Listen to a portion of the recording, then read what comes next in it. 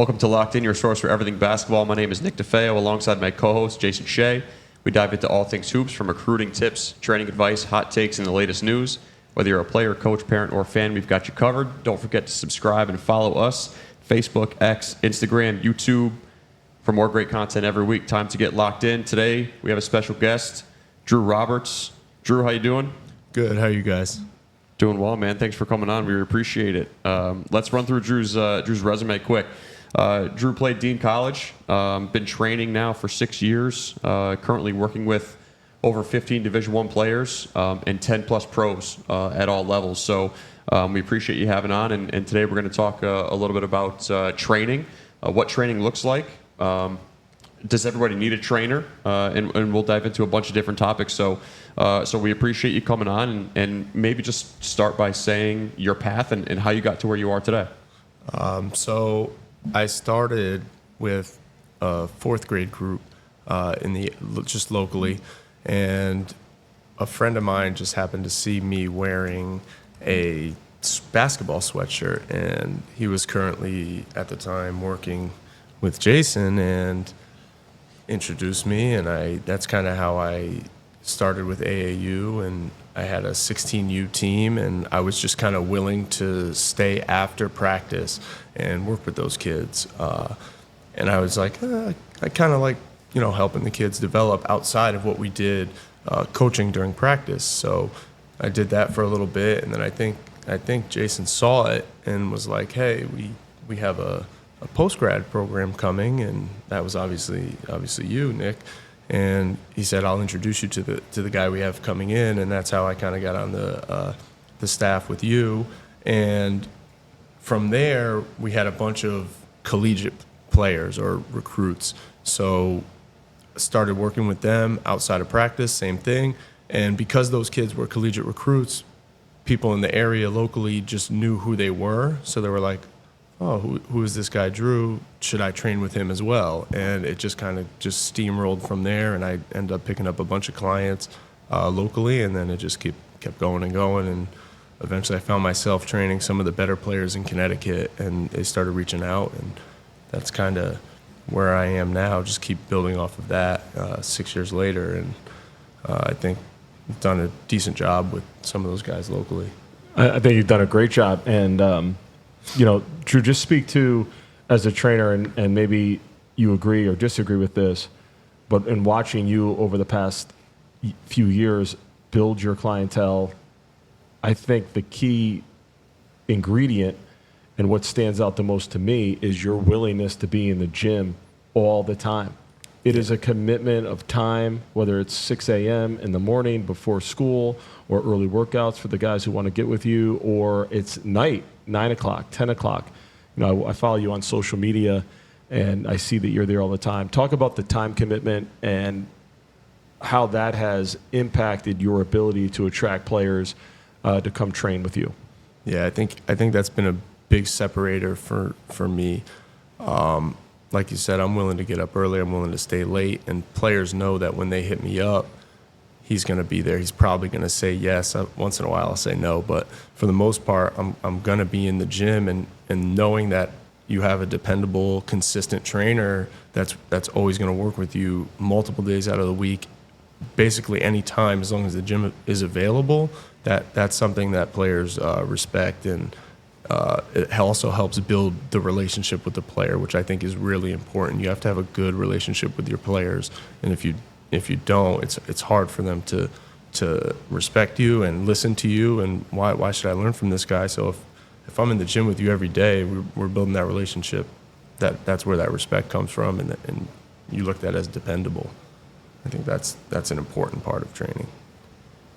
I agree, and just more to that point, talk about as a trainer, because we're going to talk about what kids need to do, and that's the focus of this episode.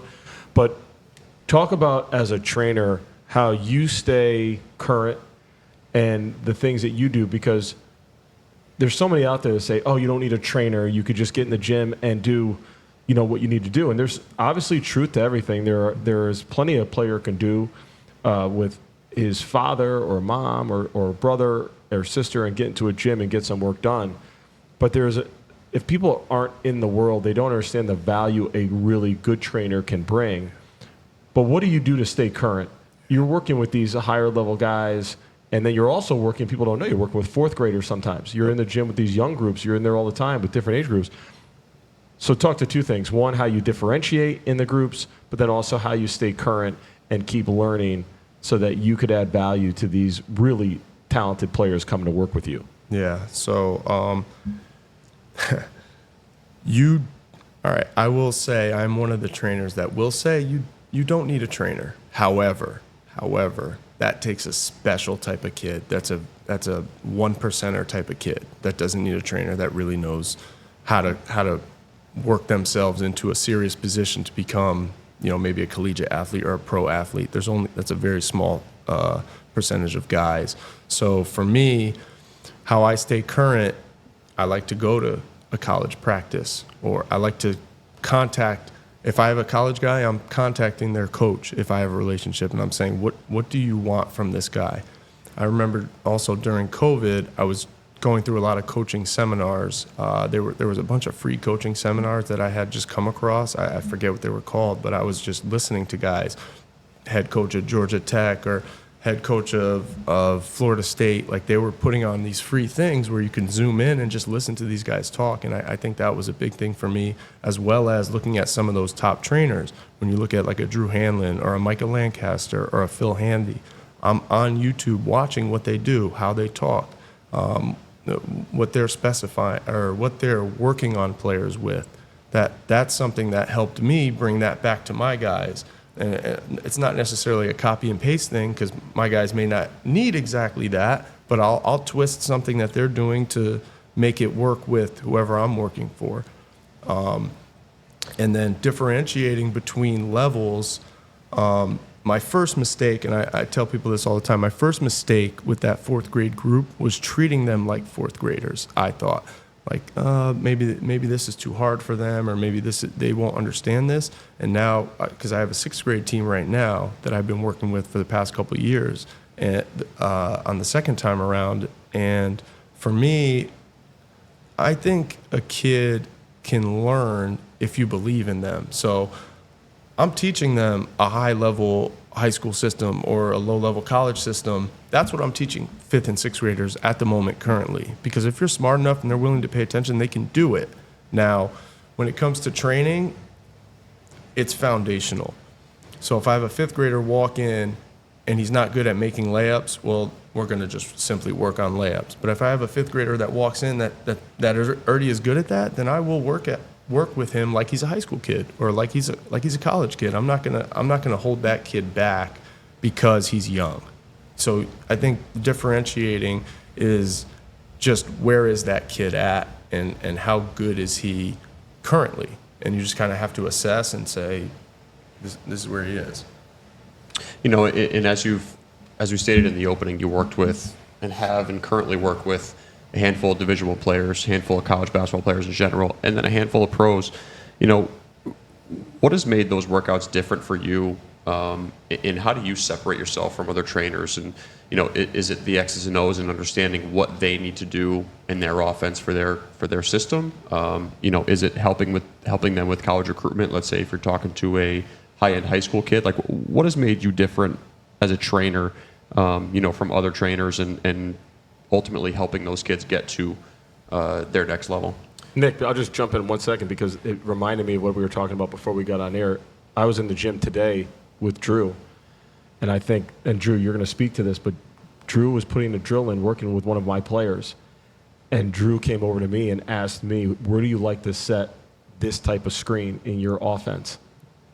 And Drew, maybe tell everybody, why did you ask me that? I know the answer, but I think it's really important for other trainers to understand that, and then other parents to understand what makes a great trainer. And that, when you have a trainer ask that question, I could tell you already he knows what he's doing and he's on the right path. Yeah, I think if you don't know where your kid is or where your player, is going to be on the offense, if we're talking about specifically offense, like, this kid is going to be on the wing, this kid's going to be at the top of the key, on the block, in the short corner. If you don't know where to work out of, or what angles to attack, or Like, you're just going to end up doing some random kind of cone drills with a kid who may be a center. And now you're working on this random stuff with a center that he's never going to do in a game. Or if you have a shooting guard and you're doing all ball screen stuff, and their coach doesn't really, I won't say allow them, but doesn't put them in the situation to come off ball screens, then you're kind of, yeah, maybe you're getting the kid a little bit better, but it's not going to help them in their current career or where they're at in their career. So I think that's a really important part of helping a kid. You got to understand what situation he's going to be in when the actual game comes.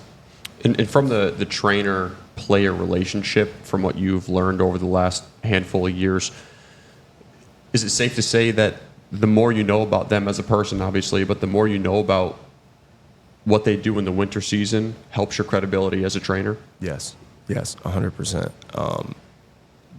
When a kid walks in and I ask those questions, where are you in the offense, or what is your role on this team, what are you asked to do, the kid, a smarter player understands, like, okay, this guy can help me. This guy's serious. He's not just putting me through random stuff, trying to get me sweating. Like, oh yeah, just because you got a good sweat doesn't mean it was necessarily a great workout. Yeah, you might have gotten in better shape, but it doesn't mean you actually helped someone. A kid can go run a couple miles and get a sweat. Does that help them in basketball? Maybe for endurance. That's about it. So, and Nick, I mean, I think the other thing to point out along the lines of where you're going with that is Drew is not just in the gym when these guys are training. Follow Drew on social media and also Locked In, please. But if you follow Drew, you'll see a lot of times once you get into the winter especially, Drew is pinning his location, giving a little reel from where he's at, and generally where he is at on winter nights are at games that the players he trains are playing in. So you're getting a trainer, you want to find a trainer who's involved not only with you in the gym and working on your game, but you want to find a trainer who understands how what he is working with you or she's working with you on is working in the game. Yeah. Is it effective or not effective? So Drew, I see you all the time. You're at a lot of my games. You train a lot of my players, but I see you at college games, and that's got to help with your relationships as well with your guys. Like they've got to, and girls, they've got to see you at those games and really appreciate you taking that time, because I don't think they're paying you to go watch. No. And if they are, let me know. No. But talk about being at their games and seeing them in live play. No, being at their games is very helpful. It absolutely strengthens the relationship. You need a strong relationship with a player, or you can't get the most out of them. How am I going to ask you to work this hard when we're in the gym if we don't have a relationship? You just can't. And then also it obviously allows you to see how they're performing and, like we said, where they are in their system, where they're being used. But are the things you're working on working for them, and are they helping them? You can go see that in action live. And then also, maybe if you have a kid who's trying to increase their role, you can see, hey, you're doing XYZ wrong.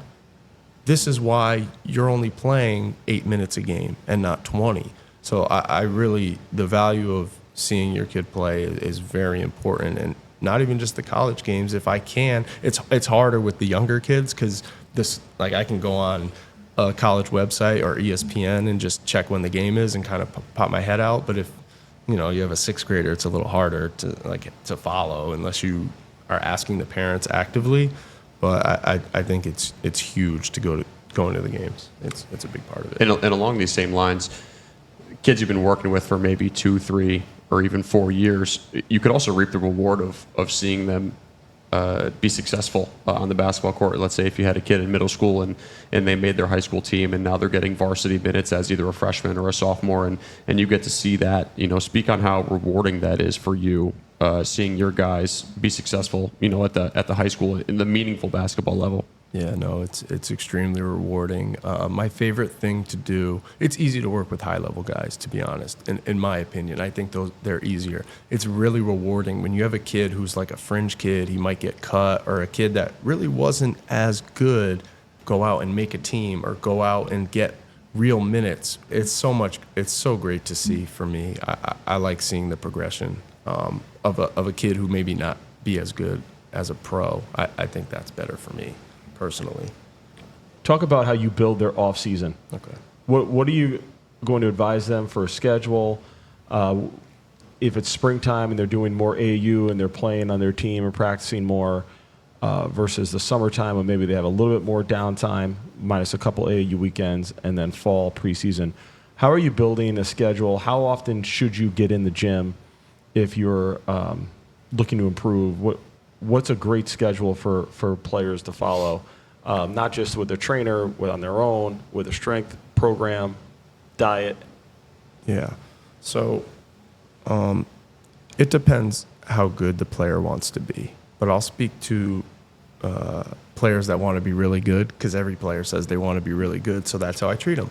So for me, I want a player in the gym minimum 2 times a day. And maybe I'm nuts, but that's what I want from my players.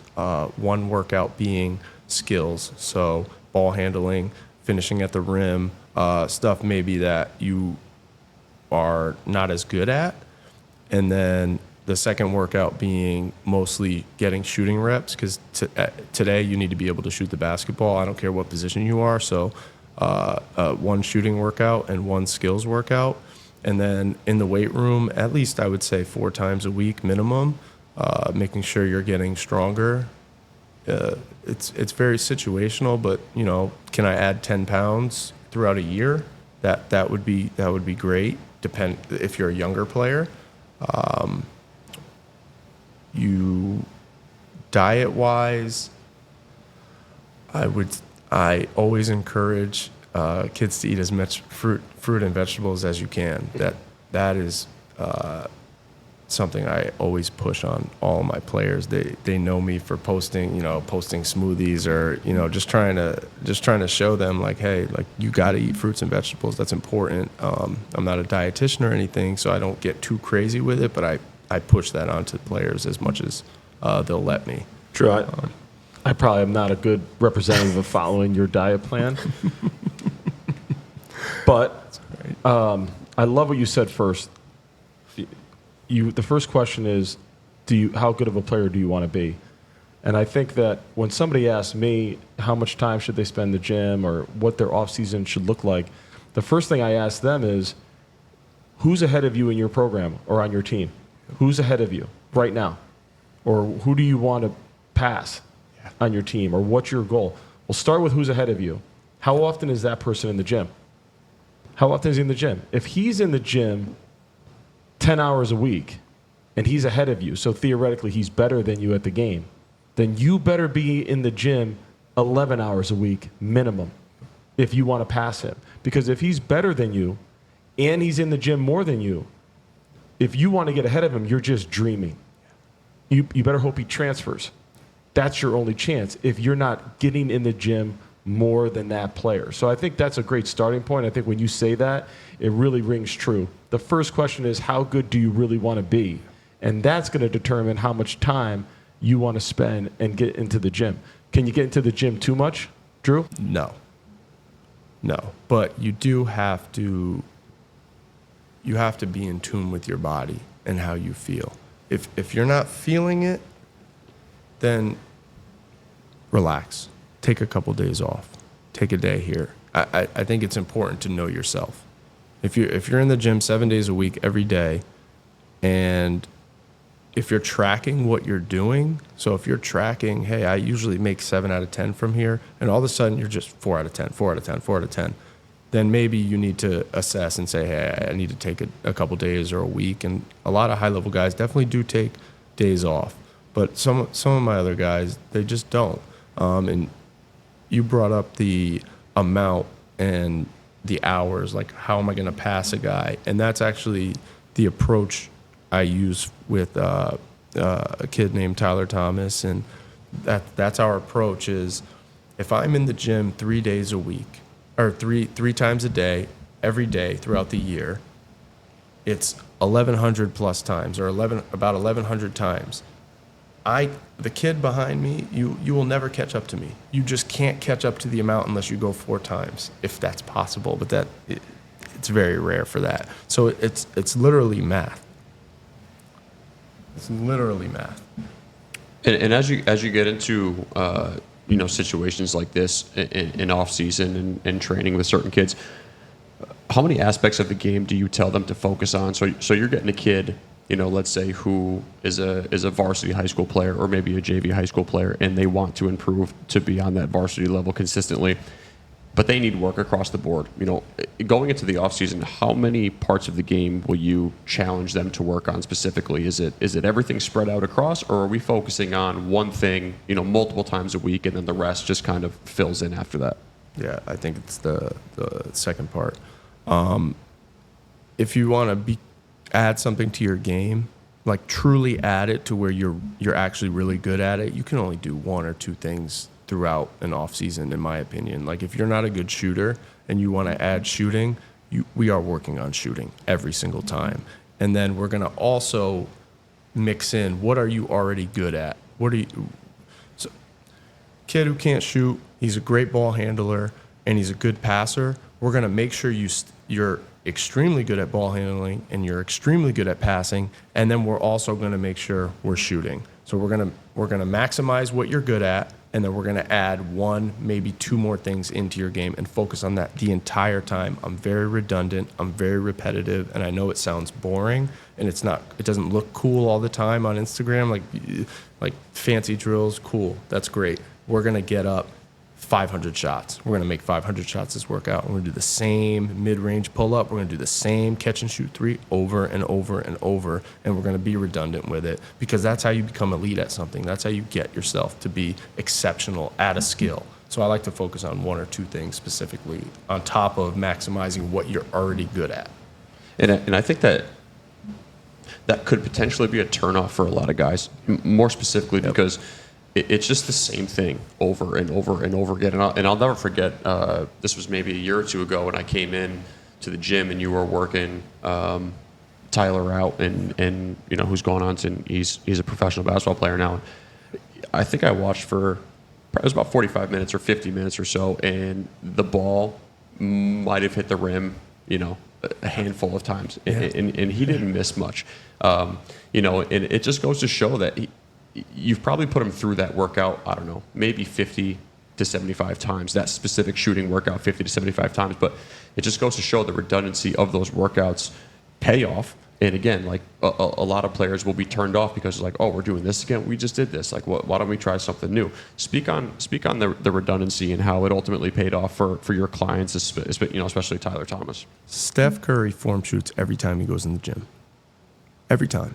It doesn't matter. It doesn't matter. He doesn't get bored of it.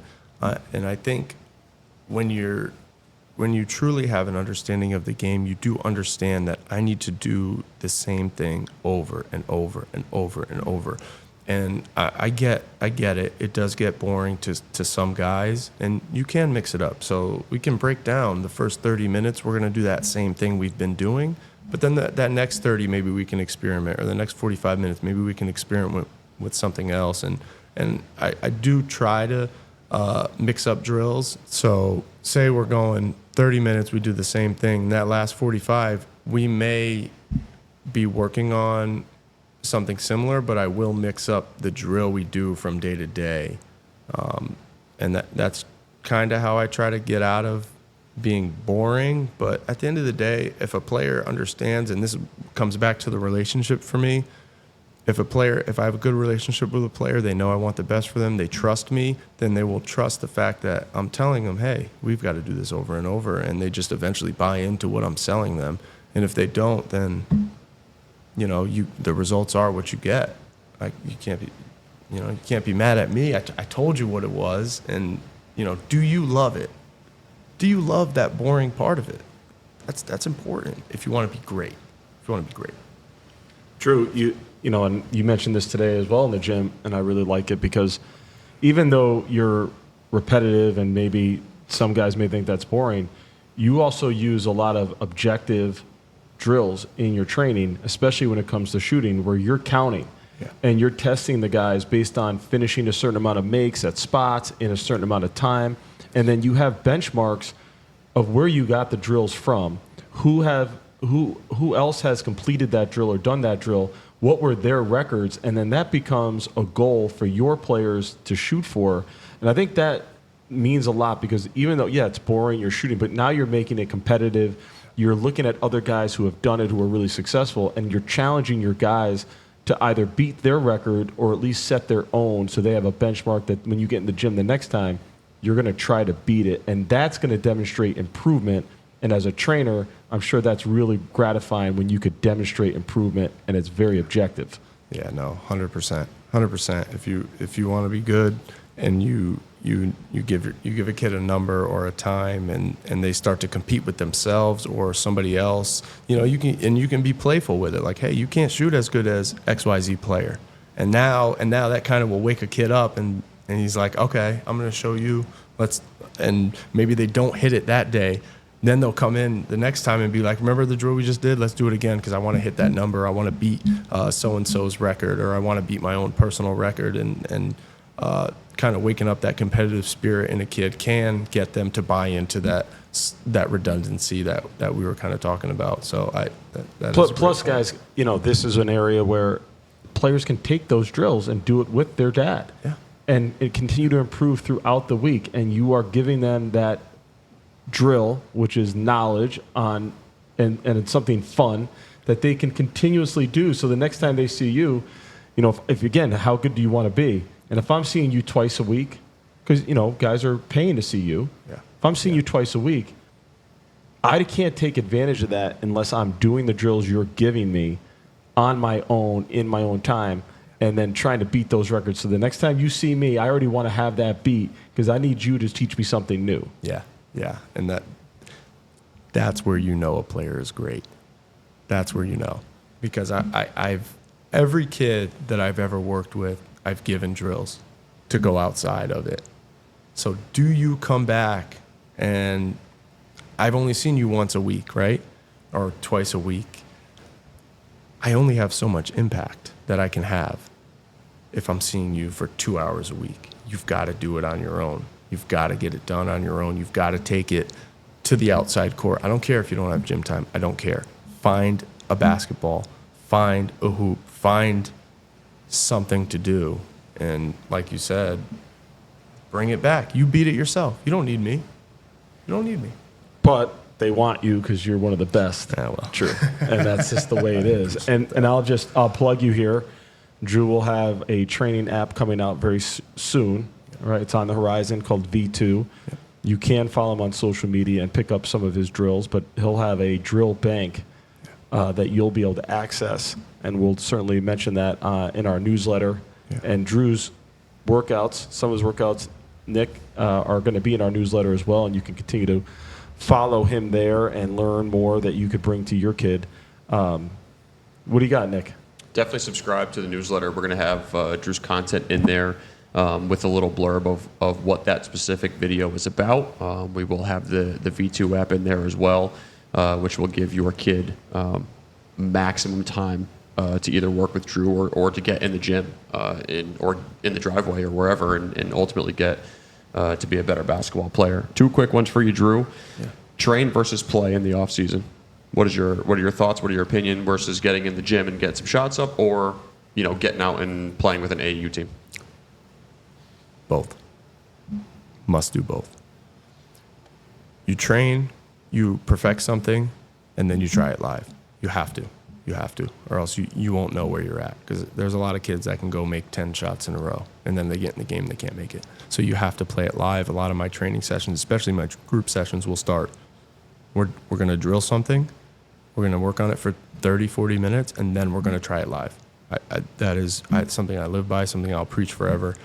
You must do both. You have to play. And adding to that level of competition, working with 6th graders all the way up to professional basketball players, what are some of the biggest differences you see between the high school guys and the pros? Is it that level of competition that they go in a workout? And if so, what are the separators there? Mentality. Your approach to the game. I have a 6th grader right now, and this is going to sound crazy. He's going to play in college at the very least. And it's not because of how good he is. It's about how his mental is when he approaches the gym. He walks in the gym, he stretches, he runs his laps, he does his ball handling. No one tells him anything. No one says a word. Not mom, not dad, not me. He does it, and he as long as he stays consistent, there's no chance he doesn't play in college. No shot. Plus, he's very skilled. So for me, it's about the mentality. No matter what level you are, no matter how old you are, the best players are locked in, so to speak. Nice plug, Drew. Thanks for the plug. That's There you great, go. man. That was perfect. Yep. That was perfect. So, Drew, listen, we appreciate you coming on, man. This is great. Once again, Drew Roberts, trainer here in the Northeast, specifically Connecticut. Definitely subscribe to his social media pages. We'll have it listed in the newsletter, like I said. This is Locked In Podcast. Don't forget to subscribe and share. Facebook, X, IG, YouTube, TikTok, at LockedIn_basketball. Newsletter coming out on Tuesday of this week. We'll have more Drew's content. Drew, really appreciate you coming on and being with us on Locked In. Yeah, thank you guys. I appreciate you guys having me. Thanks, Drew. Of course, man. Thanks, bud. Absolutely.